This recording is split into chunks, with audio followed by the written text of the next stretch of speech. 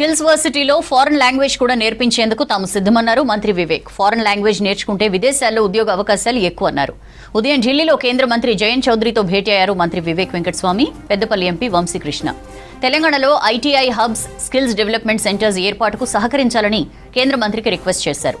తెలంగాణలోని వెనుకబడిన ప్రాంతాల్లో 3 ఐటీఐ హబ్స్ ఏర్పాటు చేయాలని జయంత్ చౌదరిని కోరారు మంత్రి వివేక్ వెంకటస్వామి.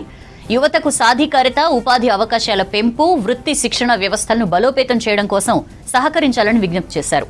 మంత్రి వివేక్ వెంకటస్వామి రిక్వెస్ట్ పై సానుకూలంగా స్పందించారు కేంద్ర మంత్రి జయంత్ చౌదరి. ఈరోజు జయంత్ చౌదరి యూనియన్ మినిస్టర్ గారితో కలవడం జరిగింది. తెలంగాణలో ఐటీఐ అప్గ్రేడేషన్ స్కీమ్స్ కింద 3 హబ్స్ కోరినాము. నేను, ఎంపీ వంశీకృష్ణ గారు, సెక్రటరీ లేబర్ దానకిషోర్ గారు, జయంత్ చౌదరి గారికి ఇదే కోరినాము.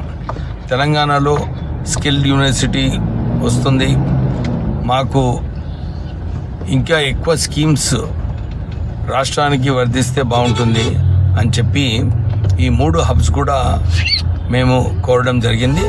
వారు కూడా అనుకూలంగా స్పందించి మీరు అప్లై చేయండి, డెఫినెట్లీ మేము ప్రోత్సహిస్తామని చెప్పి జయంత్ చౌదరి గారు మాట ఇచ్చారు.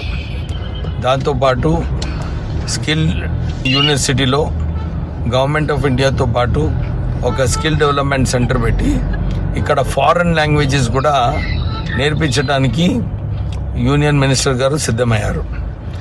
ఈ foreign languages, Japanese, German languages మంచిగా నేర్చుకుంటే టామ్కామ్ ద్వారా, ఇది ఓ రాష్ట్ర ప్రభుత్వం సంస్థ, దీని ద్వారా బయటి దేశాలలో జర్మనీ, జపాన్లో ఉద్యోగ అవకాశాలు ఎక్కువ ఉన్నాయి.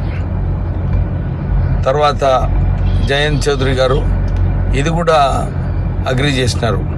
మనము ఐటీఐలో కొత్త కోర్సెస్ కూడా ఇంప్లిమెంట్ చేసి వీళ్ళందరికీ సరిగా స్కిల్స్ సెట్స్ ఇప్పించగలిగితే ఉద్యోగ అవకాశాలు ఎక్కువ ఉంటాయని చెప్పి మేము కోరడం జరిగింది.